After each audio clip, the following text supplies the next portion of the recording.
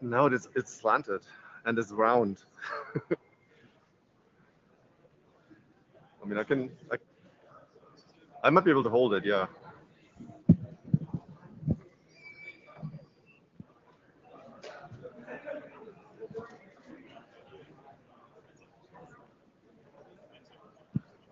All right, I'll do it like this. Are we live? Good.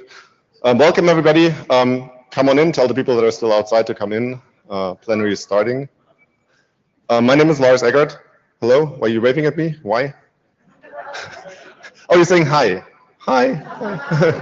It's good to see you all in person. This is not possible in Zoom, this mass waving. Wave at each other, say hi to everybody. It's good to see all of you with your masks on. This is great. All of us want to get on planes at some point later in the week. Let's make that happen, please.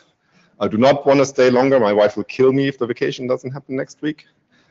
And you don't want to have a out of season opening up the chair. So my name is Lars Eggert. I'm the IETF chair, and this is a really hot mic, so I'm going to hold it down here.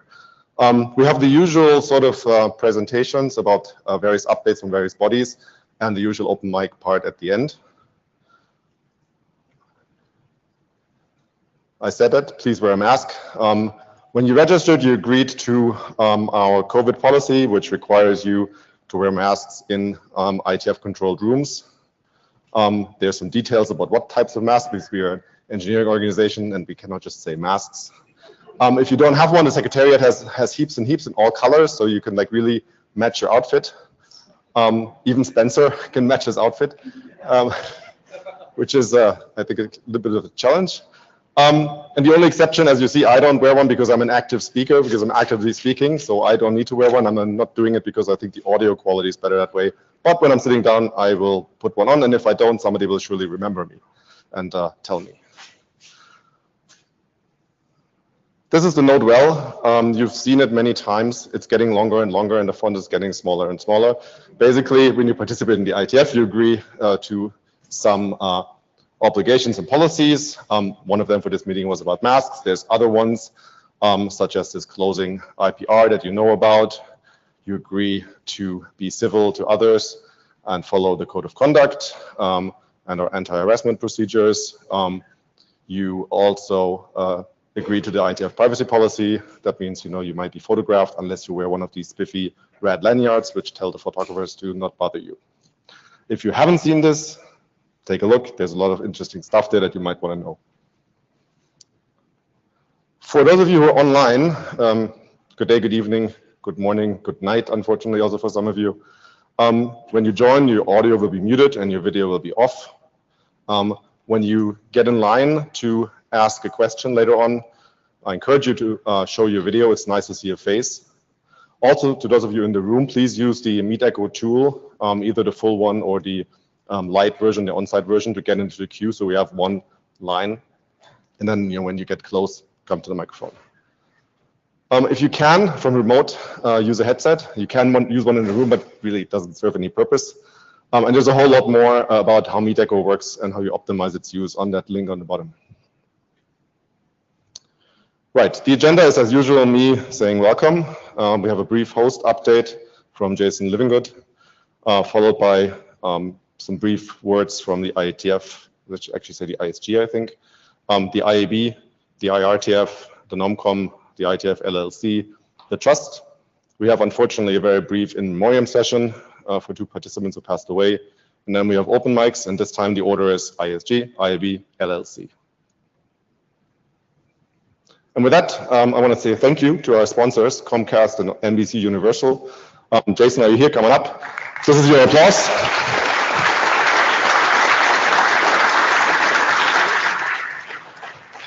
We have a badge. Every time the badge looks different. This time it's blue.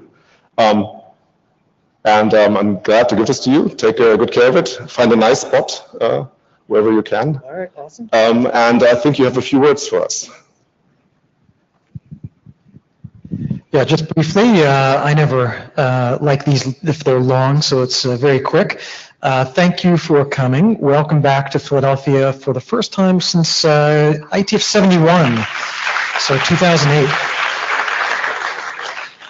I'll just make one quick mention as a network operator. We have been, especially during the pandemic, noticed that latency is incredibly important, working latency or responsiveness. And there was an L4S part of the hackathon this week at the beginning of the meeting, and it was nicely attended. There were 15 companies participating and more than 30 people, and we really showed for the first time that low latency networking worked outside of the lab with multiple vendor equipment and software and so on. So we were very excited about that, and we are eager to get this out there for users on the internet in the future and make their internet connectivity even better. So that is it, shortest host presentation ever. Thank you very much for coming.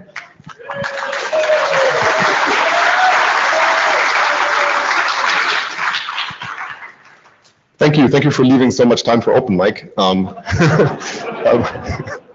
also, seriously, thank you. We couldn't do these meetings without our sponsors, as you all know, and I think the LLC will have a few words later, but the host is always sort of a special case because they really do support the meeting beyond the usual support that you get for other things, and especially like you personally like added a lot of restaurant recommendations to the wiki, so thank you for that. I used them, they worked out well. And you're going above and beyond with making some progress towards getting people to see some art, I hear, which it didn't quite work yesterday, so I know that you're very sorry for that, and they're already on the case, and I try to do something so you guys can see some art before you leave. So thank you again, highly appreciate it. And thank you to everybody else who made this meeting happen. The Secretariat, who is sort of also going above and beyond this time because they're pretty heavily hit with COVID. So if something isn't quite as smooth as it normally is, it's because they are like about a third of the people down compared to normal weeks. So there's a lot of people who are managers who are now doing on the ground work again. And it's, I guess, pretty exciting and exhilarating. And you guys get to your steps in every day, so that's good. Meet Echo provides the service for our online participation, and I think that has become a key part of what the IETF is these days. And we're very happy that we have a very robust remote participation facility that, together with the fee waivers, makes it possible for anybody to just join in and participate in IETF meetings. The NOC's doing the usual great job, also went above and beyond. The hotel had some challenges. I hear that cabling wasn't quite as good as it normally is, and the ability to pull cables was not made easy by the building itself. So thank you for that. You've been debugging since Monday, and I think it's gotten noticeably better already on Tuesday, and thank you for that. The LLC is the financial and legal home of the IETF tools team, together with the staff programmers, writing the data tracker and other tools we use to produce the RFCs and run the organization. Thank you to you. And the hackathon support team was great as usual, so thank you. Which brings me to the IETF chair report, which is, as usual, talk a little bit about participants. We have some statistics on COVID also, unfortunately, during this meeting. The plan for future meetings, going to talk a bit about running experiments, brief sort of preview of other things that is in our written report, which should already be online. Cindy's nodding, so it's available to you to dig down into the details, and there's a brief update from the tools team, which I don't think we actually have this time. So scratch that last bullet. We did a preview this morning. Nobody noticed that we needed more coffee. By the way, that coffee service is excellent, so thank you for arranging that. It's always been a queue, but I should have gone twice, is what I learned. The participant statistics. We have significantly more people on site compared to Vienna. In Vienna, we were around 300. We have more than double that on site. I think we also have more people remote. Keep on going, okay. So we have almost 1,400 people, which is actually a really good number. I'm very happy about that. Since we're doing fee waivers now, both for in-person and for remote attendance, I figured we include some data for you. So we did 276 fee waivers, and we granted 234 were used. For on-site fee waivers, Colin and I, as the IETF and IRTF chair, we have some at our discretion. Colin typically gets a few more because there's local academics that contact him to attend. He got 7 requests and granted 6, and I got 2 and I granted 1. FYI, that's available, but it's at our discretion. And you can send us email if you want to use one of those in the future. And we have 273 hackathon registrations, which is, I think, the usual solid number. I can't remember if it's, I think it's also a lot bigger than it had been in Vienna. And we had 223 on-site and 50 remote and doing 25 projects. This seems almost to be back at pre-pandemic level. So that's really great. And unsurprisingly, the vast majority this time of participants comes from the US, and then the usual smattering of other countries and aimed countries. It's a bit unfortunate that China is such a small sliver this time. It's mostly because of travel and of time zones. You see on the next slide that if you break these out into on-site and remote participants, China is really sort of mostly participating remotely. Hopefully that'll change by London, which might be a bit easier to attend for them. It's closer. But yes, the US is heavily dominating the on-site participation, and also the remote participation has a pretty sizable fraction from the US.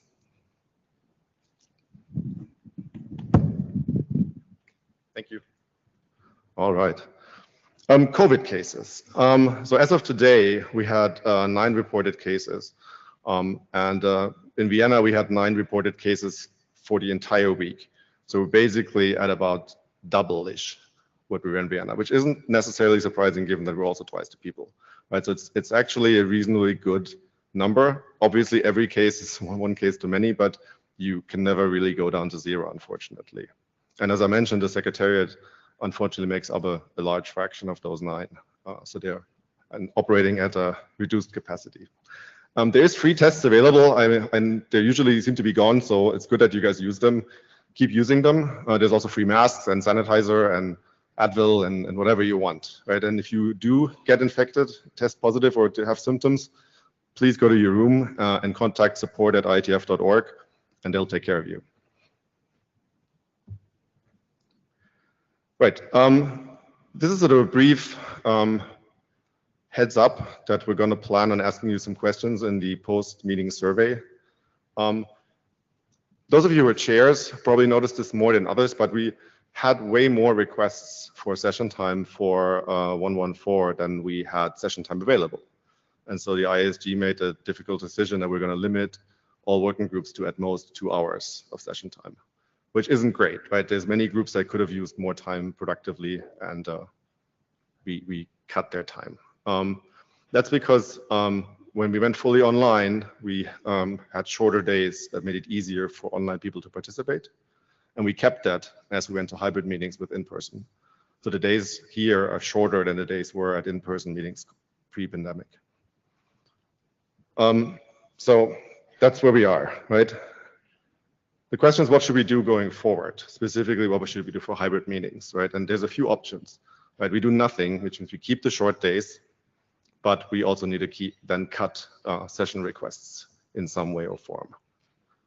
We could go back to longer days. One option would be to go back to the pre-pandemic schedule. I think if I remember correctly, that would have just about fit the request we got for 114. But it's obviously not great for remote participants because it makes the day longer, and Zoom fatigue is a thing. We could add a track, right? We tried that, I think, during one online meeting, but the downside is it causes conflicts because we have now 9 tracks in parallel instead of 8. And it also means that every individual session obviously gets a little bit fewer participants because there's one extra thing happening. Plus, we contracted hotels already quite some years out, and it's not clear whether all of them can support an additional track. So this is not without downsides either. And we could do a combination of the above or something else. And we want to hear from you what you think we should do. Ideally, in the post-meeting survey, if you have a brilliant idea as you sit here, you can bring it up later at the open mic too. But I don't want to micro-engineer this here if we can avoid it. So email is good, survey input is good. We're running 2 experiments. One is a continuation of the RFC 8989 NOMCOM eligibility requirements experiment. That RFC defined 2 additional paths to become eligible for the NOMCOM in addition to the one that we had before, which is basically through meeting attendance. The additional paths are being in leadership of a working group or secretary, or being a document author. It also, for the participation-based path, made it such that online participation in fully online meetings counted. And that's good because otherwise we would have a much smaller pool for which to pull out nominees out than we had. But it ends now. And so we decided to run the experiment again with a small clarification. And that is that we're going to keep counting online participation in hybrid meetings towards establishing NomCom eligibility, because these are the meetings like in Vienna and now and probably London, which IFC 8989 doesn't specifically say, but it implies it. And there was a bug that the tools team found when they rolled in the participation stats for, I think, Vienna, because 8989 says that online participants need to at least show up in one session. So use MeetEcho to participate in at least one session during the week. This is sort of the equivalent of the in-person badge pickup, because we also take people out of the pool that registered for in-person, but the badge doesn't get picked up all week long. And there was a bug in how the data got merged, and that data got fixed and the calculation got rerun. So Rich is now running with good data, or has run with good data. And we have a BOF schedule experiment where we leave some extra time for ADs to work with BOF proponents on getting their BOF into shape. We made two announcements. The first one was related to the experiment that I just talked about. The second one is that we instructed the RPC to go ahead with archiving Auth48 communications in a public archive. And there are links to the email announcements if that's new to you and you want to look it up. We had no appeals, and we also had no ISC statements, and the two are not correlated. Yeah, you never know. And there's a lot more in the written reports. We purposefully keep these short. So if you're interested in more information, you can go to that link and to the presentations and write-ups that are linked from that URL. And there's a blog that Greg fills every week with new things, and he might hit you up to help him write a blog about whatever you're doing in the IETF. And if he does that, please help him out. Thank you. And that brings us to Miriam.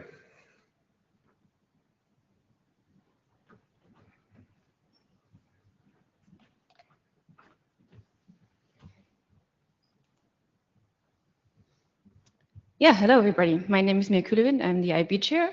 It's great to see you all here. Welcome for the remote people from my side as well. And I only have a few slides as always, so I will be quick.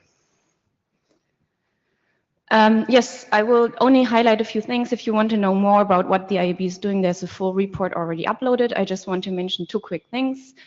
We created two new administrative support groups. These are just small groups that help us to do our job and fulfill our responsibilities. One is about coordination between IETF and IEEE. This group always existed and now has a data tracker home. That's the difference basically. And the other one is about IAB and ISOC policy coordination, which we want to just like make sure we are well aligned with ISOC. Yeah, one nice announcement is we're just sent out a call for organizing a workshop. This workshop will be about management techniques in encrypted networks.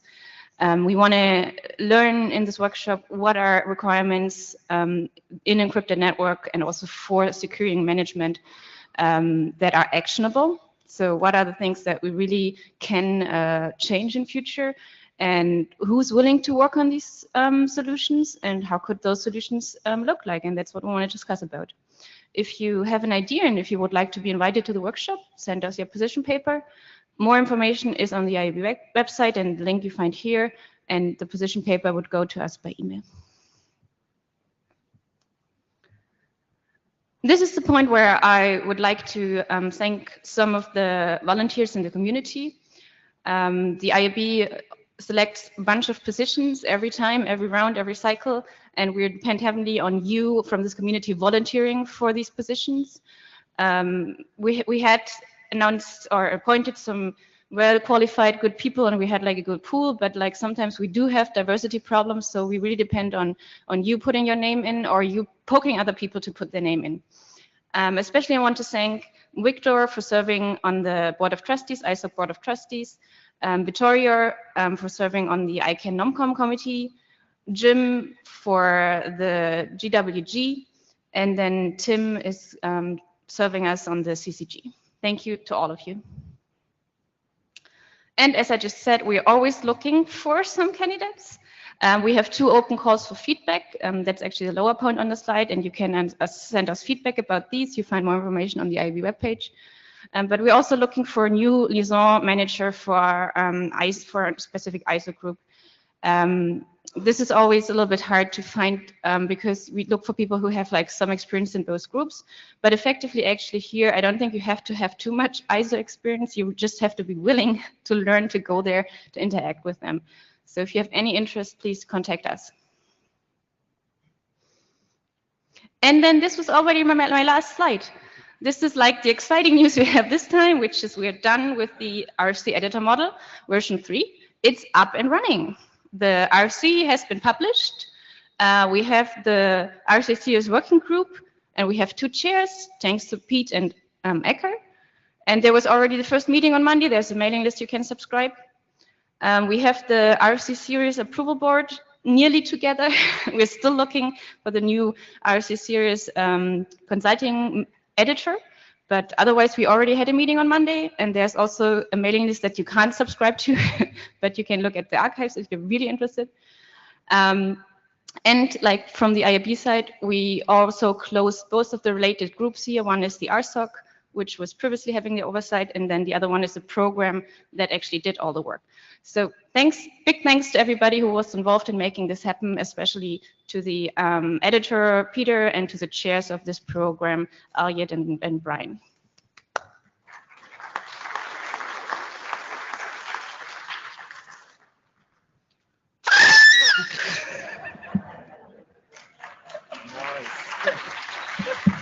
I brought some, but I can't throw very well. I bring them down to you. We'll use this later on. Yes. Yeah, right, the masks. Yeah, that's Wes, take those. Don't misuse them. I trust you, right? Okay, that's it from my side, but I will stay here and run the slides for Colin.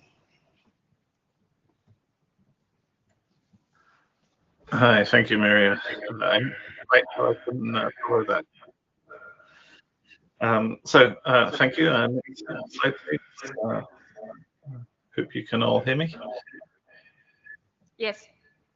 Yes. Okay. Next. We can hear you very well. Do you have echo or anything? No. No, it's all working.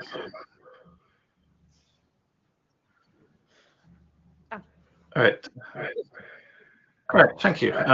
So in addition to the research group, one of the things we organize in the IRTF is the Applied Networking Research Prize. The ANRP is awarded for some of the best recent results in applied networking. It's awarded for interesting new research which is of potential relevance to the internet standards community going forwards. And it's awarded to upcoming people that are likely to have an impact on internet standards and technologies going forward. This is organized by the IRTF in conjunction with the Internet Society, and we're very grateful to Comcast and NBC Universal for the funding for that and sponsorship for this prize. Next slide, please. So I'm very pleased to announce that there were 2 ANRP prizes awarded at this meeting. In the talks were given in the IRTF open meeting on Monday earlier this week. The awards for this week went to Tasha Swami, who gave a really nice talk on a system called Taurus, which is a data plane architecture for line rate inference and machine learning, and to Sam Kumar, who gave an excellent talk on optimizing TCP for low-power wireless networks. I believe both Sam and Tasha are still at the meeting and should be there all week, so please do look out for them if you're there in person. and the recordings of their talks. There's teaser recordings available on the IRTF website, and the full talks should be available on the IETF YouTube channel. Yeah, congratulations again to Tasha and to Sam. Next slide, please.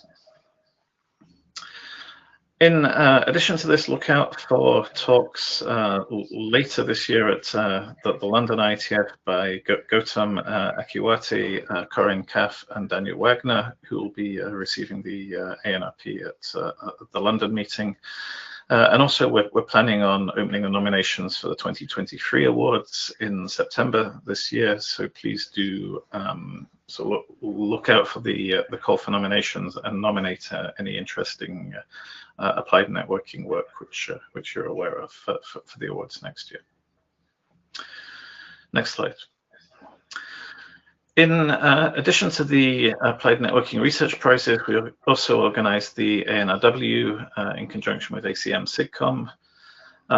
This workshop took place yesterday. I'd like to thank TJ Chung, Marwan Fayed, who were the workshop co-chairs, also the workshop program committee for all their efforts in putting this workshop together. We had four new research papers. Lucas gave a great keynote, and we had some really nice invited talks on novel approaches to protocol specification and some of the problems in specifying protocols. And again, look out for the recordings of those talks on the IETF's YouTube channel. We're planning on continuing this next year. The ANRW for next year will take place in San Francisco, co-locating with IETF114. Next slide. And finally, I would like to thank the sponsors for the travel grants. We're very pleased to offer travel grants to support early career academics and PhD students from underrepresented groups to attend the IRTF meetings, co-locating with the IETF. We're also very pleased to offer travel grants for PhD students to attend the Applied Networking Research Workshop. The link on the slide here points to the details of how to apply for those grants. As I say, we're very grateful to Akamai, to Comcast, to Cloudflare, and to Netflix for their sponsorship of these travel grants. If you would like to help sponsor these travel grants, we're looking to expand these programs. I think these are really important for bringing new people in. So please do contact me if excuse me, please do contact me if you're willing to sponsor these grants in future. With that, that's all I have. Thank you very much. And over to, I guess it's Rich. Thank you.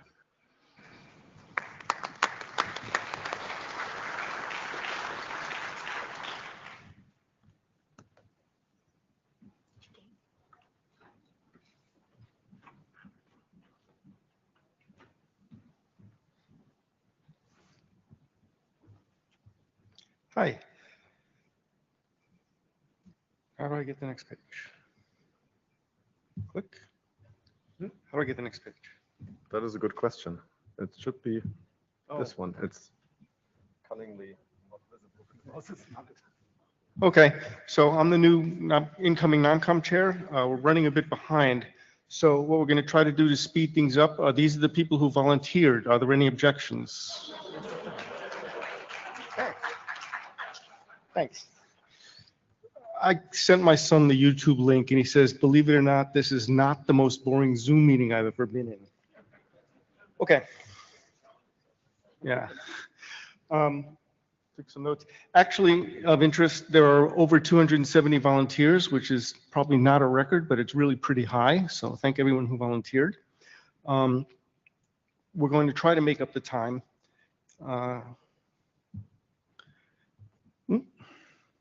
Jump too far. Yeah, but now I need to get to the right stage. There we go. There's a page missing, but all right. Okay, so we're running behind. I do want to thank the Secretariat for all their help. They're the only people involved in this process who've been through it more than everybody else put together. So as soon as I was announced, I got a bunch of mail with a whole bunch of links and tools, most of which I now understand. And also the tools team, in particular, Robert Sparks. Lars talked about how the data tracker, pardon me, algorithms were fixed and updated. And anytime somebody said, "Oh, I didn't mean to volunteer," we almost as quick as I could ask him to remove them from the list, they did. So thank you, Robert. Calendar, the volunteering is closed, as I had said, closed Saturday morning. Planning on picking the committee next Wednesday. Monday or Tuesday, I'll send out the reference code for the 3713, I think. Then we'll have a flurry of NOMCOM meetings over that next month. One of the things we need to, after the committee's picked, there's a 2-week challenge period as spec'd in the RFC. By the end of next week, everyone, LLC, Trust, IESG, so on, will need to, IAB, will need to give me their position descriptions, so that if somebody reads the description and says, "Oh, it's a lot easier to be an area director than to be on NOMCOM, so please disqualify me." We want to be able to handle that. So I'll be sending out mail to remind people. We're going to have a flurry of NOMCOM meetings next month. Normally, in the normal sequence of events, we'd be having a bunch of meetings in person during this IETF, this IETF, but obviously with COVID and the hybrid meetings, we got to a late start. We're not going to have in-person meetings, so we're going to have a whole bunch of online meetings, virtual meetings after the committee is picked, which is basically 3 weeks from now. I think we'll be able to make up that late start. Should be able to follow the standard procedures and timelines that are listed, for example, in the appendix of the NOMCOM procedures RFC within a couple of weeks, but it's going to be, some rushing to catch up. How we meet, where we meet, as I said, it's all virtual. The logistics of that are unclear. It will all depend on the geographic distribution of the committee members. If everyone ends up in Eastern time zone, you probably want to look at me with suspicion, but it'll be really convenient. Positions opened. I did send out mail just before the IETF. But first, the liaisons. The liaisons are a number of them from most of the affected bodies, like the NOMCOM chair, me. They don't vote on the who is picked, but they vote, like me, on everything else. So the IAB is Cullen, the IESG Martin Duke, the LLC is Jason, the IETF Trust is Kathleen Moriarty. And then NOMCOM is my predecessor, Gabe Montenegro, who I've already had a couple of meetings with to talk about how it goes. The open positions and the job descriptions, I sent out a tentative list of what the open positions are. I think the IAB had a lot of question marks, but the people have qualified what they're planning. There'll be a mail in the IETF announced mailing list and also on the NOMCOM data tracker pages. So look for that the week after the IETF. Thank you.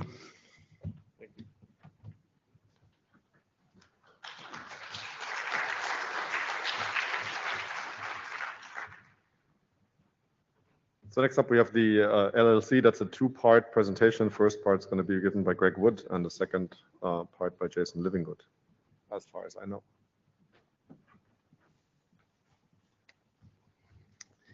Thanks. Hi, everybody. Greg Wood with the IETF LLC. Yeah, just a quick update on some of the details about how this meeting came together and some details about future meetings. Okay. First of all, of course. Oh, fantastic. Thank you. First, of course, thanks to our co-hosts, Comcast and NBC Universal. Lars mentioned a few things, the social event last night, which I thought was great. And I just want to say that There's really close coordination between the host and we as staff and the secretariat in planning the meeting, and we're always looking for new ways to make the meeting experience better. And Lars mentioned this as well. You may have noticed that we had coffee service, which was, I thought, really, really nice. So this is just one of the ways that we look to make the meeting experience better with hosts. So thanks again to Comcast and NBC Universal. We also rely on other kinds of sponsors. Of course, the networking experience here, it depends on contributions by Cisco and Juniper and overall WebEx we use in making the IETF work. So thanks to each of them for their contributions to the IETF. Also, in the last couple of years, we've had new kinds of sponsorships. Akamai and Cisco are gold level diversity and inclusion sponsors, and that kind of support allows us to do new things around meetings as well. So one of the things that we've just started at this meeting is providing some childcare for people who may not be able to participate or not as easily participate if they didn't have childcare to allow them to fully engage in the meeting process. And these are just a few quotes from folks who took advantage of it this meeting.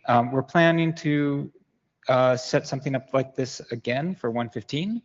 So if you have ideas about how to support it or how it can be arranged, but especially if you are the company you work for want to support it, please just email either sponsorship@ietf.org for the support or support@ietf.org, and it'd be great to get those expressions of interest. Another area for sponsorship is, and very excited to announce the very first sustainability sponsorship, Oracle Cloud Infrastructure. So that is an entirely new area of support for the IETF activities, and you may have read on the blog, thanks for the plug, Lars, about the blog earlier, effort that we're taking to understand what the carbon footprint is of IETF activities and how we might offset them. So expect more news about that later, and thanks again to Oracle for the support. We also have other sponsors in these various areas, and you can see them here, Huawei and again, Comcast and VeriSign and CNNIC, and as well as connectivity sponsors for this meeting. So thanks to each of them. In addition to the organizational level support for sponsors, we also have a lot of individuals that contribute to making the IETF work better. The Code Sprint, and you can read the names here, each of them participated on the Code Sprint on Saturday to improve the tools that probably all of you use in your work at the IETF. So there have been a lot of really great developments in that area, no pun intended. And also the NOC, which helps make the IETF network here at IETF meetings run. And especially thanks to each of them, each of their home organizations, because it does require a lot of time and effort, and probably not possible without support from the organizations. Finally, these are the Secretariat and the NOC staff, MEDICO staff, the tools team, and LLC staff, of which I'm a member. And I think we have a really great team. We all work together to pull the various bits of meeting planning and executing on that plan that we have here this week. Here's a slide with pictures so that you can pick us out. Just imagine masks in front of most of those for those of us who are on site. But yeah, so this is the team that we have on the LLC staff at the moment, led of course by Jay Daly, who's our executive director. And sort of now shifting to looking forward, we have amazing ongoing support from global hosts and global supporters. So these are companies that have committed to larger or multi-year support for the IETF and its meetings. And really, they provide a level of stability that really helps us in making future plans work smoothly. And to that end, we have IETF 115, which is the next meeting. I know we're started right in the middle of 114, but of course the team working on meetings works several years ahead. So we're already looking forward to 115. It'll be in London. See the dates. There are sponsorship opportunities still available. So again, feel free to send an email to sponsorship@ietf.org and be happy to start a conversation about that opportunity. Also, I'm really excited to announce that we have a location. Yes, right. Yeah, thanks to Wide really for being a host there, and it made it possible for us to go back to Yokohama, where I know we've had very productive and successful meetings in the past, and it's great to have that, be able to announce that today. And I know you'll be hearing more about that in the next few weeks. This is a very detailed and tiny and probably illegible for hard to read anyway in the room graph, but you can find this information on the website as well. So these are all the dates and venues and locations that we have nailed down. There are still some open ones. So in terms of hosts, so again, opportunities there, feel free to reach out. And this is just, Lars went into a lot of detail, so I won't go into a lot of detail here, but these are just the registration numbers and for this meeting so far. I think this is finally, I just want to talk a little bit about the IETF endowment. Just as a reminder, this was created to support the IETF in its activities. You can read here what its goal for, what it's about, and what the goal is for it. And you can go to that URL for more information. Real quickly, there is a matching opportunity here. So last year, the Internet Society pledged a match for contributions. So we're in a window where there's really great opportunity. And in addition to our flagship donors like Aaron and the Internet Society and RIPE and also LACNIC, individual contributions are also matched. So if you are thinking you want to support the IETF and want to make the most out of that contribution, the IETF endowment is a really great thing to consider. And again, if you go to that URL on the previous page, you can find out how to do that real easily online. And I think with that, I hand it over to Jason.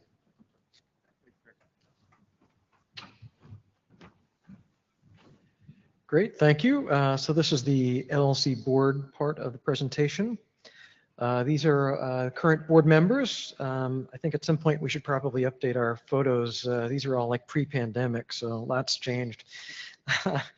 And next slide. So we have some upcoming board meetings. These are always on our website. The only note here is in August, we've just learned that we have a bunch of board members on vacation, so we may not have quorum. That one may get rescheduled, or we may just cancel it until the September meeting. But anyone is welcome to participate. We always have very low attendance. So if you would like to ask a question or dive into a deeper part of some issue, please do join. We would love to have you. So what are some of the current things that board's working on? One of the primary things is obviously the shift from remote, fully remote during the pandemic to now hybrid. And so we really spent some time with the Secretariat and the Executive Director looking at what the lessons learned were from Vienna and then trying to apply those here to 114. And I think we've done a great job, especially the Secretariat. The employment location for Jay, our Executive Director, shifted from New Zealand to the United Kingdom as he moved to the Greater London area.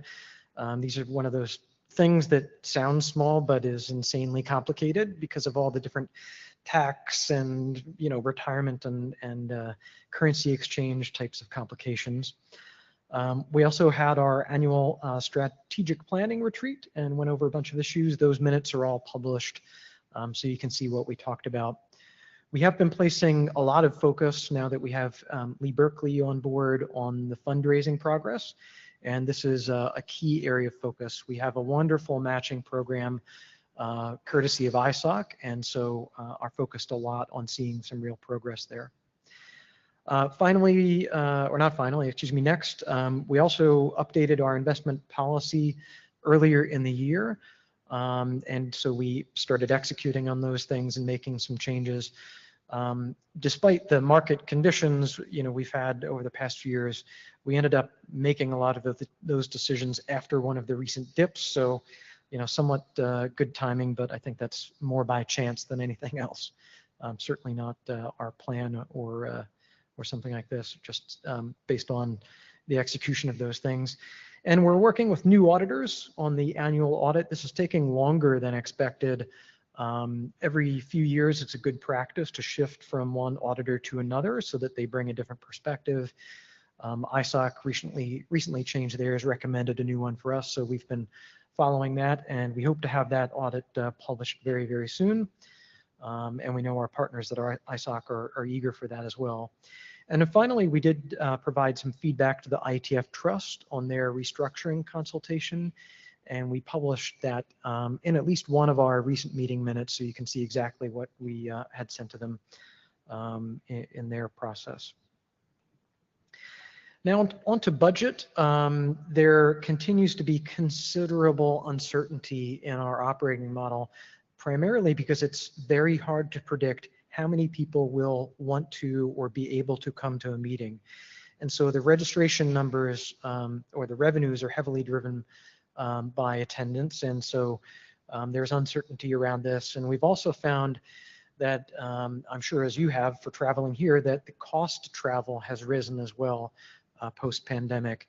And so all of those costs show up in our bottom line as well. And so we're working through that uncertainty. We're hoping that as the budget for next year gets developed later this year, that maybe we have a little bit better sense of it. But unfortunately, we are all subject to the sort of whims of what's happening with the coronavirus, the availability of travel companies, the pricing of hotel rooms, and so on. And we have a bunch of knock-on effects. So when we have lower numbers of room bookings, we get lower sort of meeting fees back from hotels, and so it's sort of a bunch of different things. And then the primary thing is really the investment loss. Now, the good news here, such as it is, I suppose, is that we lost less than the average market participant. So I guess that's a good thing. Our balanced investment strategy paid off and preserved a great deal of capital. But again, we also had these sort of a couple of random things that happened. The first was that the first tranche of investments that we made when we turned the cash we had from ISOC and put that into investments in the market happened immediately after the first stock market dip as the pandemic occurred. So that was like good timing number one. Good timing number two was the recent decision to make some shifts that was also beneficial. But we're doing as well as we can, and I wish my 401k was doing as well as our investments here. It'd probably be a welcome thing for my family. And during open mic, by the way, Sean, our treasurer, is obviously here in person and is happy to take detailed questions. Our background information, contact information is here, and feel free to reach out to us. We certainly encourage that. And that is all. Thank you very much. We'll talk to you in Q&A. Yep.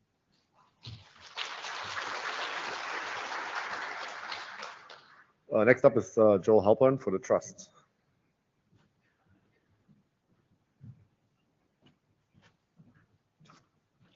Use the next button. Thank you, Lars. Thank you. I'm Joel Halpern here on behalf of the Trust. We're here to stay out of your way, but sometimes we can't quite do it that well. So the Trust, this is what the Trust is here to do. We manage the IP assets, the intellectual property assets of the IETF and related. Well, because related is we have some things for IANA and trademarks. So we keep track of the trademarks and make sure they're registered and protected. We hold the copyrights for the IETF, for the RFCs. We do so according to the rules that were laid out by the IETF to make sure the IETF can do its job. That's what we're here to do. And we don't hold any patents. and we don't want to hold any patents. That's not our job. We also, for the LLC, hold the licenses for software that they need because we hold all of the intellectual property. That's who we are, and if you have questions about these things, please use the contact information at the end. This is the current trust list.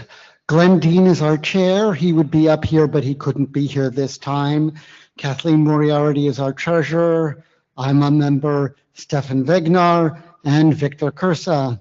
Victor, as you saw, was appointed to the ISOC board of directors, and ISOC said, hey, you understand these folks, and sent him to help us, which we very much appreciate. So thank you, Victor.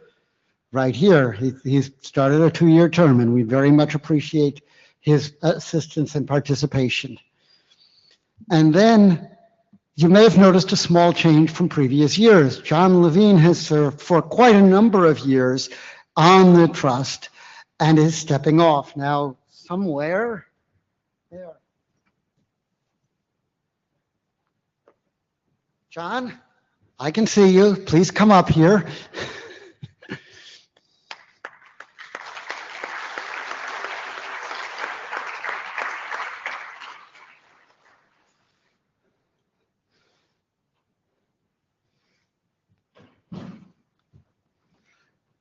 There's a separate plaque that'll get mailed to you, but they've asked me to hold this one up for now.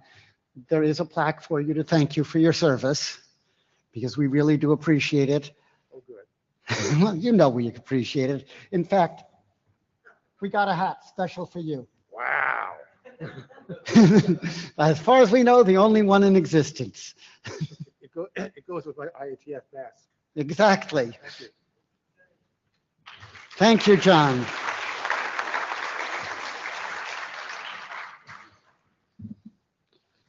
So the question is, has the trust done anything you guys care about?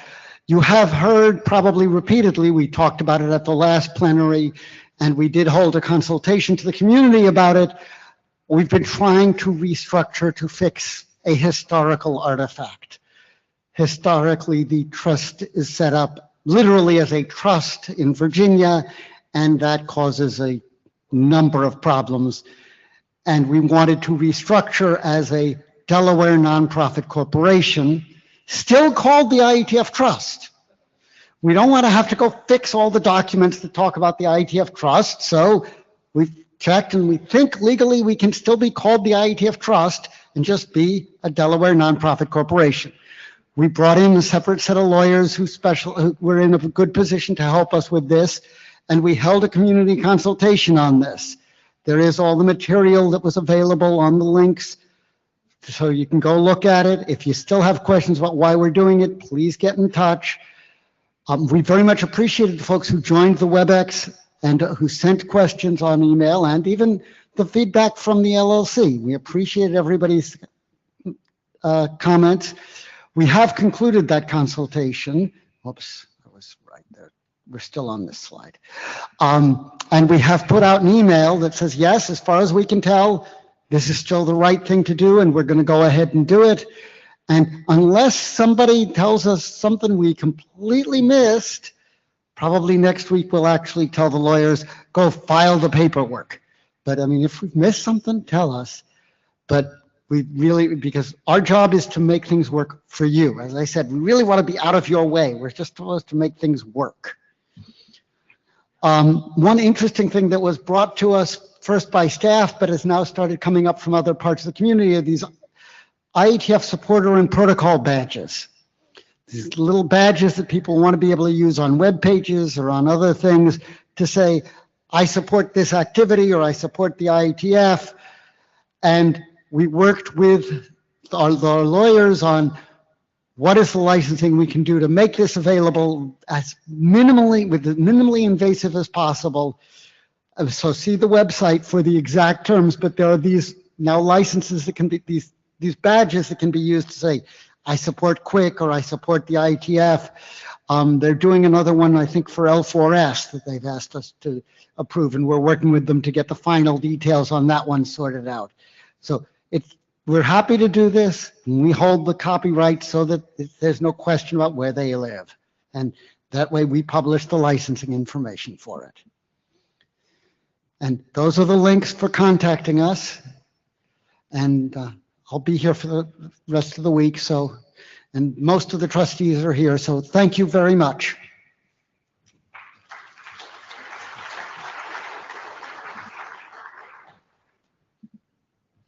Thank you, Joel. This is the sad part of this plenary, because we had two longtime community members who've been longtime participants and really drove different parts of internet technology pass away in recent months. I think both of them since IETF114 in Vienna. And I asked two people who knew them very well to say a few words. So first, we're going to have a video from Nathaniel Bornstein, who's going to talk about his friend Ned Fried.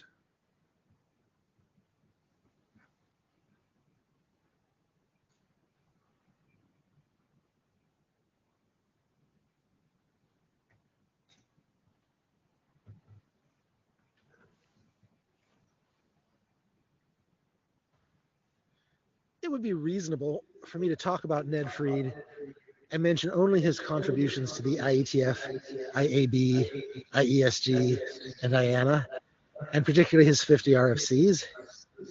But while Ned and I are best known as partners in MIME, what I treasure more than the results of our collaboration is that we worked together for years without a single argument. Hard to believe. One or two aspects of MIME embarrass me to this day, but we were even united in our mistakes. Well, at least I thought so, but Ned was honestly so pragmatic and sunny and smooth that he might have won arguments I never knew we were having. I think he was a perfect fit for IETF work. Ned and I both shared an interest in how internet technology might help the disabled. That's one of the reasons we have Multipart Alternative. A few years after MIME, I got to tell him that at the launch of my startup, First Virtual, almost nobody knew that our entire email-based help department was a brilliant young quadriplegic man, John Ferguson. Ned always smiled easily, but when he heard that, he looked as happy as the father of a newborn. Then in later years, when his own health precluded travel, he chose to eat the IETF's dog food.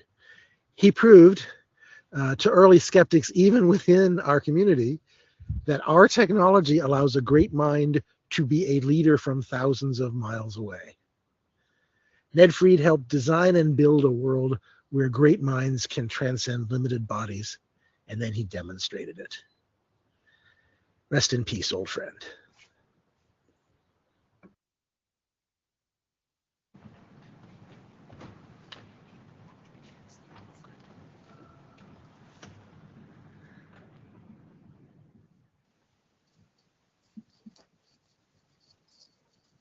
Give us a moment while we reshare the slide deck.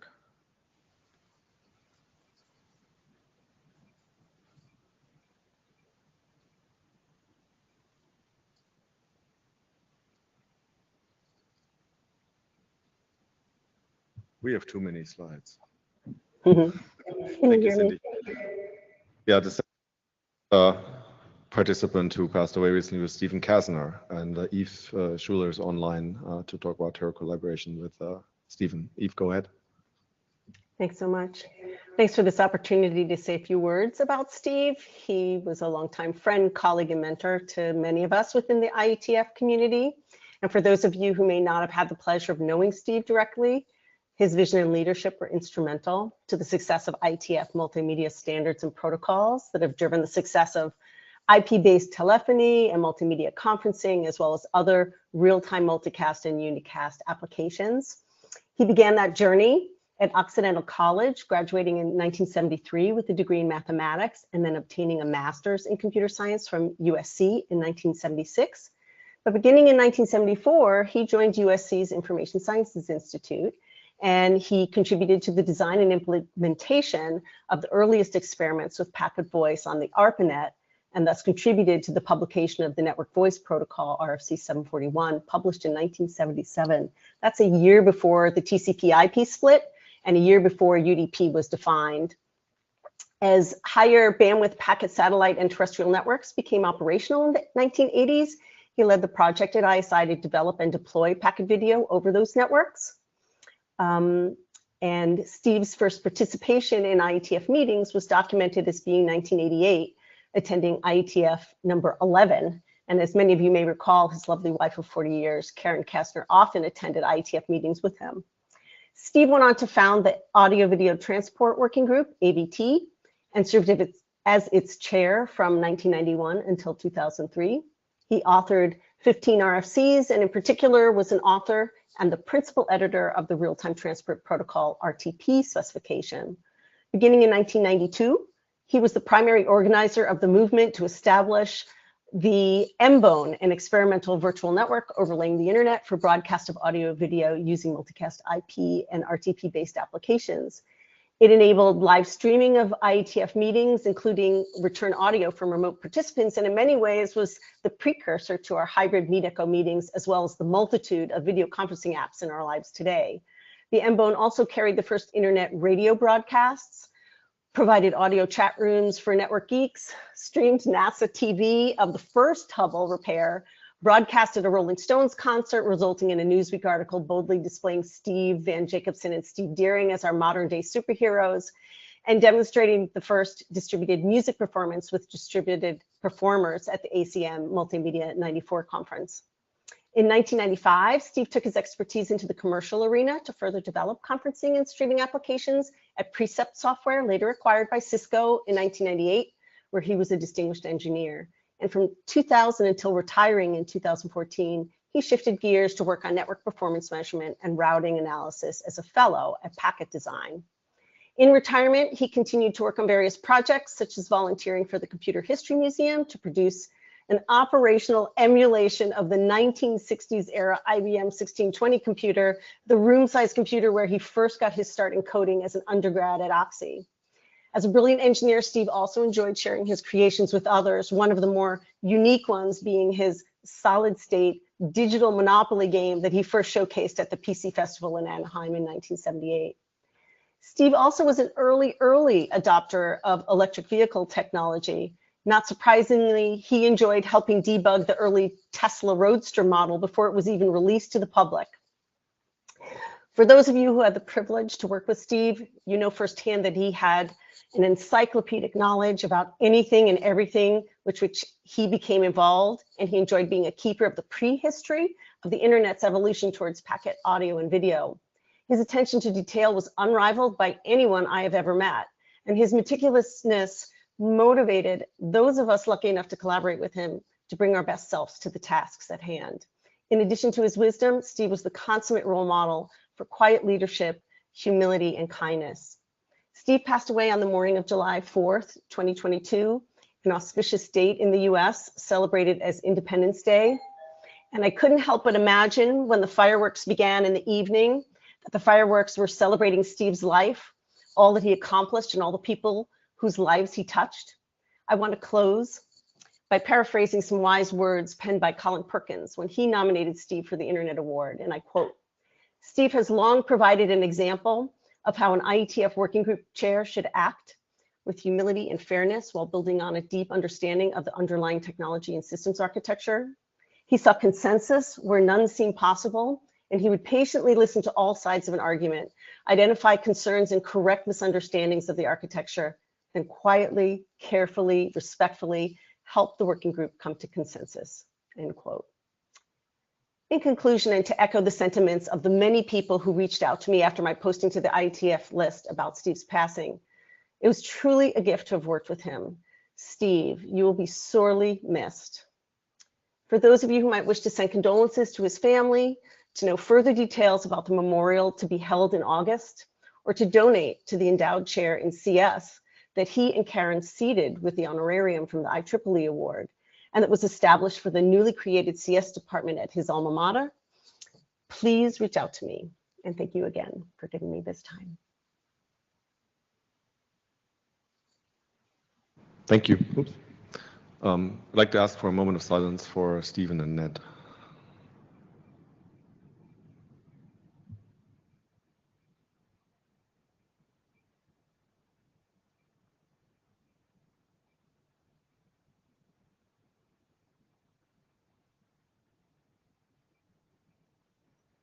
Thank you.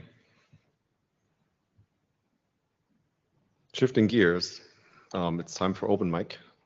As the ISG makes their way to the stage, please remember that if you want to ask questions, to use the Meet Echo queue, from which I'm going to remove Eve now if I can find the button. But first, since we have the opportunity to have many ADs in person, we're going to go down the podium and introduce ourselves.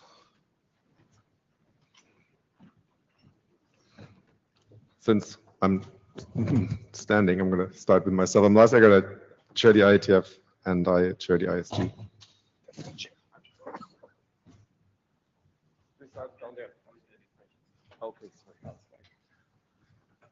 Martin or Eric, let's start on there. Eric Klein, NTD. Martin Duke, Transport.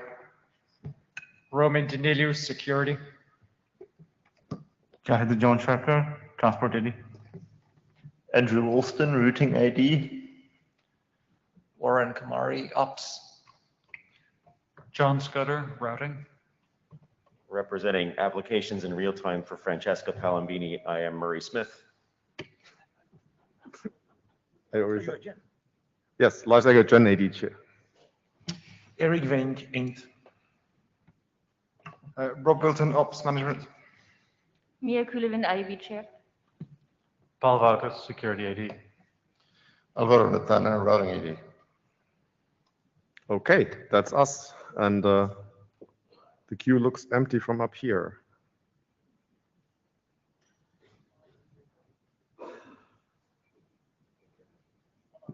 Oh, there's someone online. Adrian, go ahead.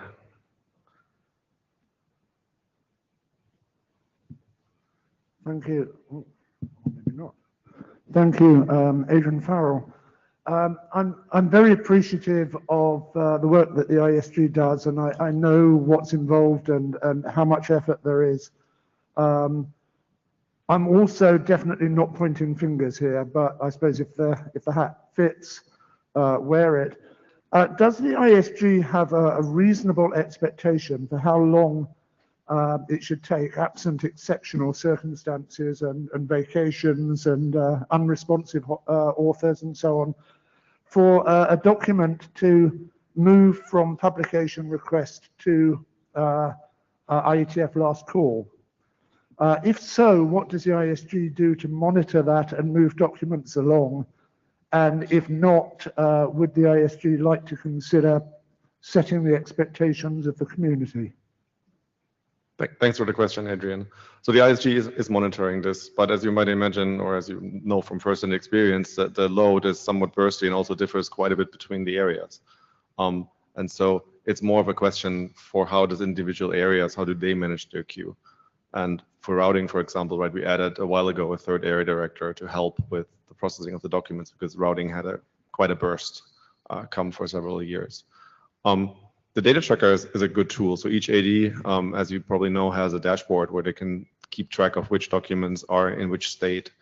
And at the code sprint earlier on Saturday, Taro Kivinen actually works on giving an aggregated view both to the ISG internally, but also to the public, where you can see ISG-wide stats on how the document queue is progressing. So I don't have a firm answer for you. I know the data tracker has some aspirational dates, but they're not per area, and they're also somewhat outdated. I would expect that, I think if you remember that without looking it up, I think we said it's about a week or two for AD review, then it's the last call, which is typically 2 weeks. Might take another week or two to get it on the ballot, and then it's a question of how long, if any discussions happen, they take to resolve, and that's probably the most variable factor. So it can take several weeks to get it moving onwards, or it can take a lot longer. Warren. So I'll just add, thank you for not pointing any fingers. And I don't have any more concrete answers than what Lars replied, except to say that I think that your questions are good questions, and that they're ones that I think that we will take up amongst ourselves and perhaps have some more concrete answers at some point in the future after we've had a chance to discuss. And thank you for asking. Yeah, and I think actually there is something in the data track which is sort of an aspirational thing of like 14 days or something. But I know sometimes a document arrives and it's possible to miss the email. So, you know, if something ends up anywhere ever stuck in the process, it never hurts to just drop the AD a note being like, just wanted to make sure. For example, I had a document a couple of weeks ago which somehow completely fell through the cracks and I just didn't notice it was sitting. I hadn't seen it for like 3 weeks till somebody poked me. And, you know, sometimes things do just slip. Okay. So there is also, when we do an AD review, right, we basically ask the authors to make a revised. It takes time as well, right? So it's not only there. And sometimes as well, it depends to me for ADD and DRIP. I want to make a cluster of documents because they make reference to each other. So it makes easier for the ISG to review them together and for the authors to change it up together as well. So sometimes there are delays like this. But you're right, it should be short.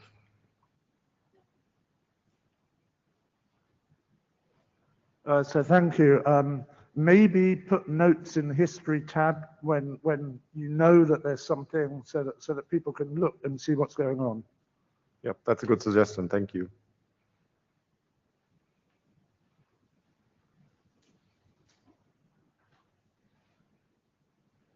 No one else? Anybody remote looking for the button still? Come on, we walked all the way up there. There must be some questions. Yeah, please, some question for Warren. Oh, your wish got granted. David, go ahead.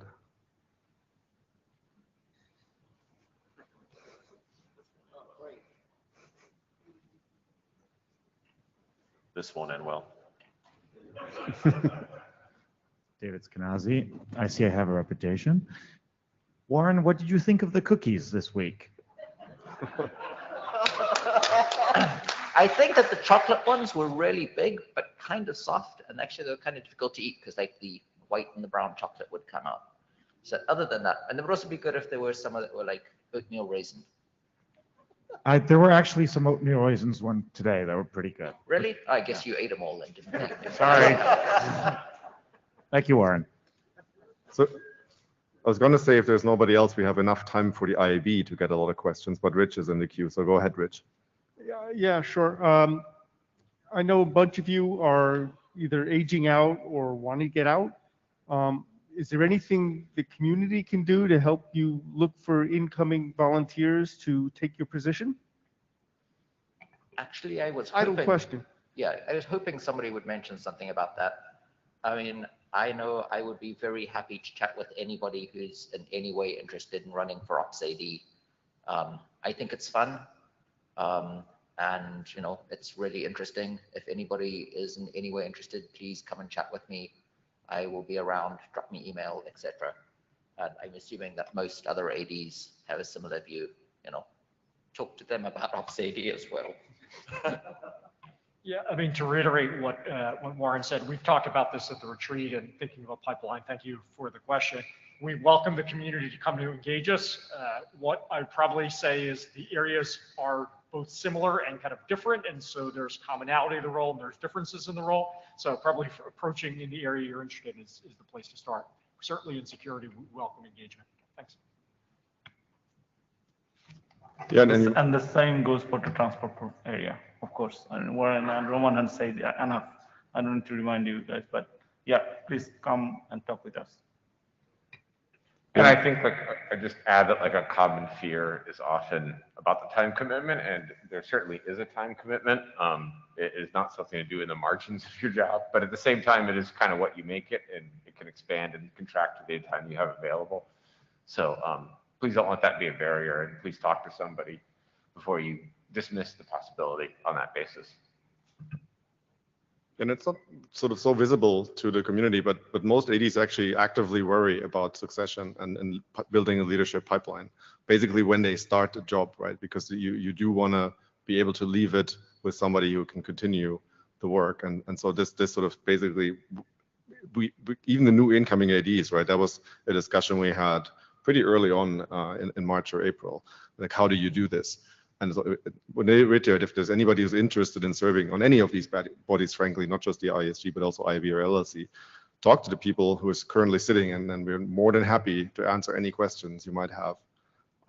Please do so. We got to give NOMCOM a good slate to select from. And I mean, also, include questions like, how did you manage to convince your employer to support you, which is one of the common problems I hear.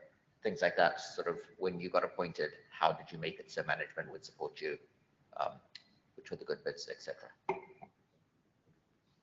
I was just going to add one general comment, being up here, to say that although the job is challenging, it is also very rewarding. So if you're considering doing this, I would definitely try and encourage anyone to give it a go and apply.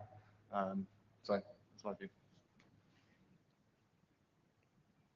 All right, Torlis.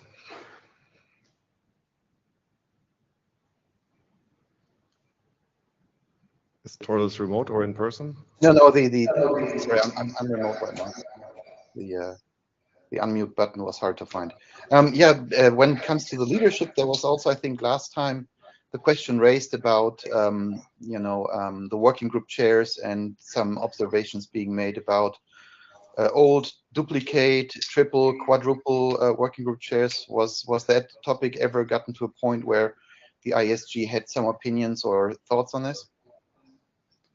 So I don't think the ISG has discussed this at the ISG level. I think individual areas are sort of constantly looking at what chairpersonships their groups need, and that there's another leadership pipeline that needs to be maintained and built, right? So are you do you have specific concerns about some working groups? Are you saying that we have too many chairs for some or too few? No, I think if I remember correctly, one of the concerns raised was that we have several cases of individuals serving on, I think up to 4 working groups, and that might be an opportunity, instead of just waiting for, somebody to fully expire, to broaden the basis by bringing more young blood in. Got it. Thanks for clarifying. I misunderstood your question initially.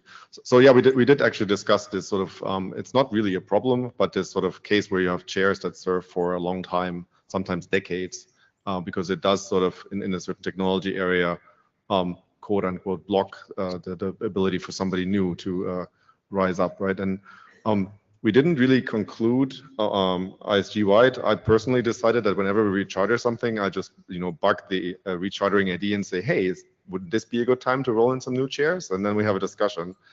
So I choose to handle it that way. But each AD does something individually. Yeah, and I wasn't specifically talking about the length of time in a position, but just the accumulation of roles. So yeah, actually in ops, I've been trying fairly hard to find a third chair for many of the working groups, largely so we can bring in somebody who hasn't chaired before, or somebody who's somewhat newer to the IETF to serve as a third chair, gain some experience, sort of see how it goes, and then maybe they transition into being one of the 2 other. Sorry, I'm not sure if I make myself clear. I was talking about specifically the overload of persons by having to chair up to 4 working groups. That was the concern that was originally brought up. Yeah. I mean, I do hear that concern. Sometimes it's just hard to find people who are willing to chair certain working groups as well, as a separate note. Eric. Let me add to that. We've done this repeatedly over the last couple of days. We really always are looking for people to take on new active roles. So even if you're a newcomer, if you're interested in chairing, if you're interested in becoming a document shepherd, we really need those people, and we're really happy to help, especially new people integrating and becoming part of it.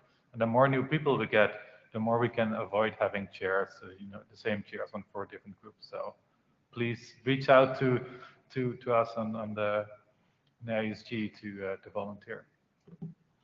And the same thing in my case, right? So I try very hard to get shepherds that are not the working group chair. It's demanding, and there is one Andrew in the room that we recognize himself, did a great job, because shepherds are basically a way to learn how the processes works, so you are more confident to accept a working group chair.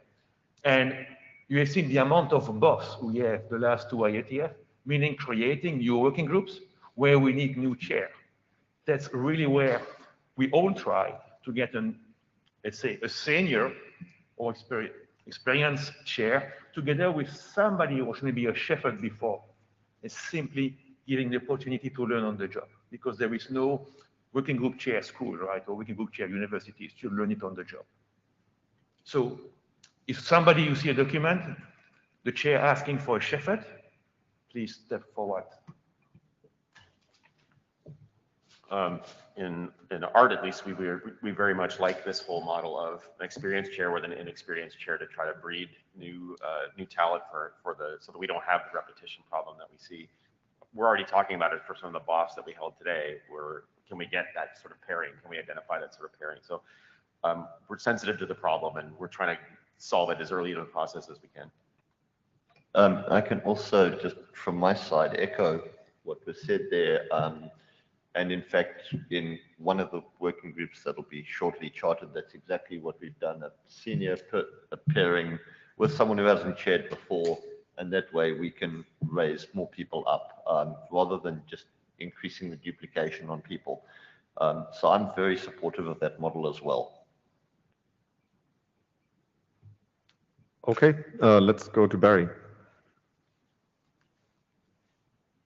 This is Barry Leba. I want to sort of tie in Adrian's question and Warren's response to it with Eric's response here, that part of it is that the shepherd who writes up the shepherd write-up and often steps aside and does nothing else should be the one who's following the document through the rest of the process, and should be the one who says, hey, Warren, you dropped this one, what's going on?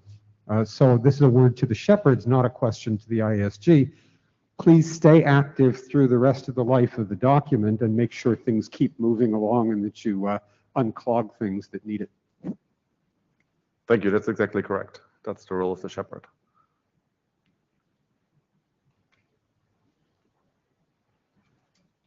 And that's how they learn the process from A to Z.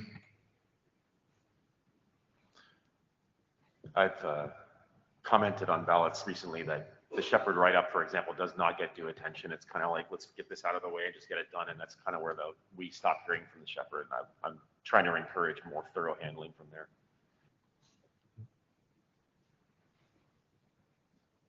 Any other questions for the IESG?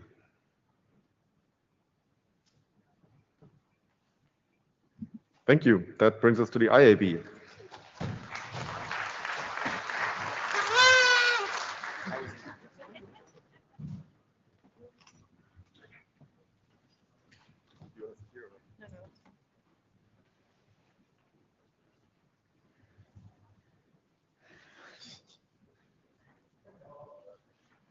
Meine funktioniert nicht mehr. Schon kaputt.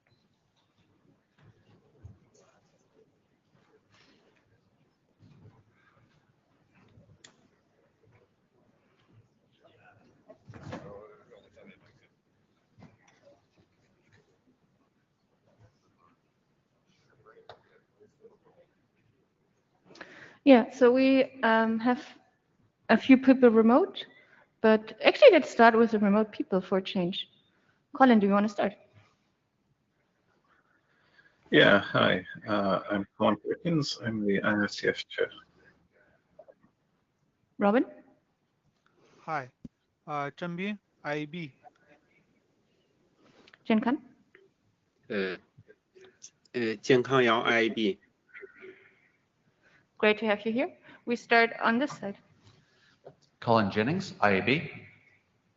David Skenazy, Internet Architecture Enthusiast. Tommy Pauly, IAB. Mallory Nodal, IAB. Still Mia Kulevin, still IB chair. Lars Eggert, IETF chair. Wes Herdeker, my electrician's going to call in the next 5 minutes. I know it.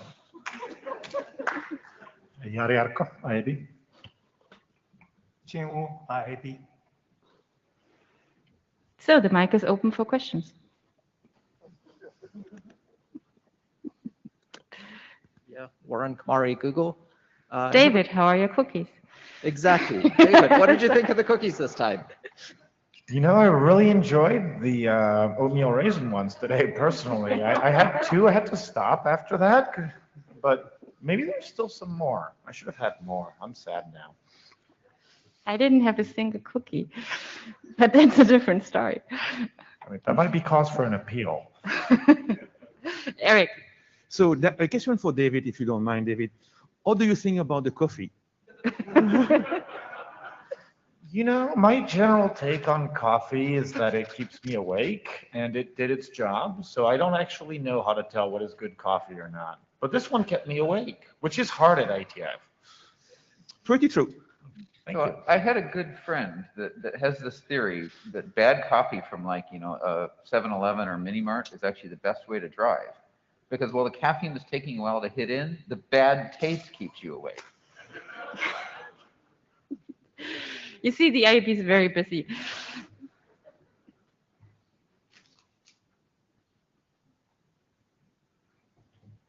This was enough time to actually prep your question, your real question.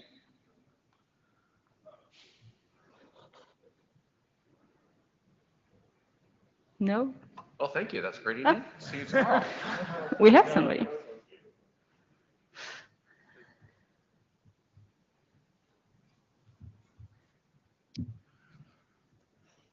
Hi, Andrew Campling. Looking at the slides and the report, it's quite heavy on the admin sort of content, and there wasn't so much content in the report on sort of the future of the internet. Is that just a sort of timing issue with this particular report, or is that a fair reflection of the balance of work of the IB at the moment, that it's more admin and less on the forward-looking stuff? So I think that's the format of this report. This report is supposed to report on what we have done between the last meeting and now, and that's what we're doing. We use a little bit the IB open meeting to also give you an idea about what we're thinking about in the future. And we have only been using 1 hour for that meeting because we didn't want to take it away from the rest of the session time. So we always are very squeezed on time and very selective on topics. Just one other comment there. I think that report does include kind of what have we done, is what have we officially produced. So once we have published an IAB technical RFC, then that will show up. In this case, we are working on things, but they were not published yet. But for example, we will have an EDM technical program meeting tomorrow morning here. And there are other documents and discussions going on. There's discussion going on the architecture discuss list. So yeah, there's other stuff you can certainly engage with, and I think we'd love to have all thoughts on the architecture discuss list or in the technical programs. I do think that, you know, the IEB has a lot of administrative tasks. As we make those appointments, we actually go through lots of interviews and lots of discussions, and they're important.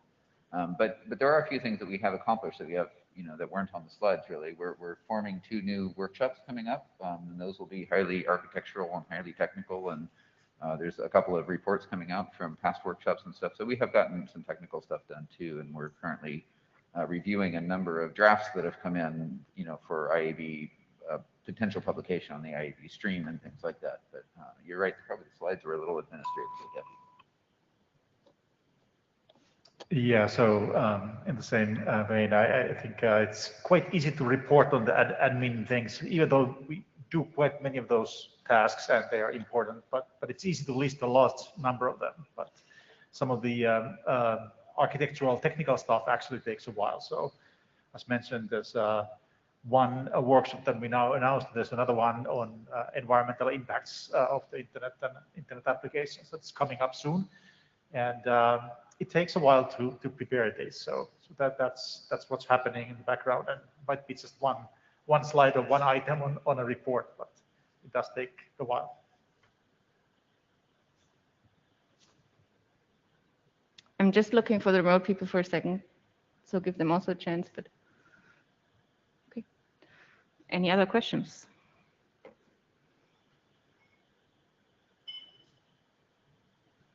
No? Yay, we're done. Well, the IB's done, the LLC is up. I think we're just 3 of us here in the room. And I see that we might have some more people online. Hey.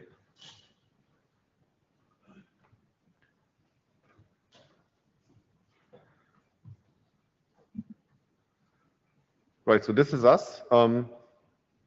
Let's start with the remote folks. Maya, I see you. Want to say hi?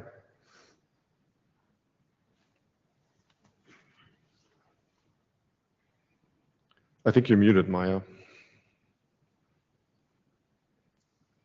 Double muted. Hi. Now it's good. Sorry.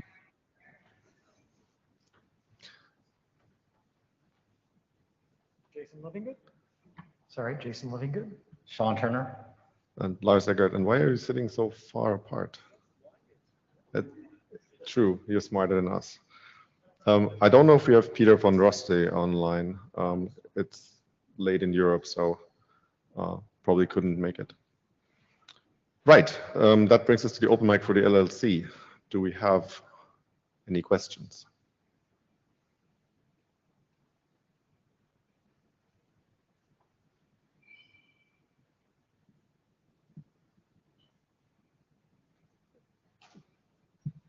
Hello, I'm Stuart Cheshire from Apple. We heard tonight about the IETF endowment, and I've seen the signage outside, which I think is great. I just have one little suggestion for something to consider, because I see on the website that there's levels like flagship and benefactor and leadership and champion and all these things. And this is very common, a lot of museums and non-profit organizations.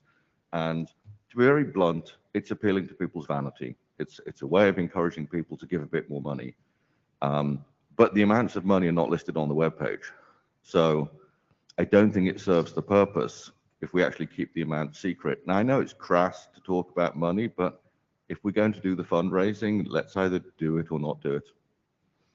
Yeah, I see Lee Berkeley nodding, so I guess your input will be taken into account, Lee Berkeley, right?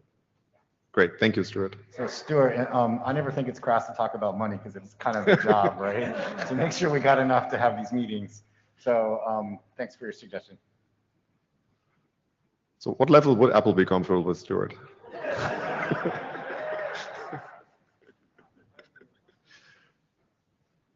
Any more questions for the LLC board?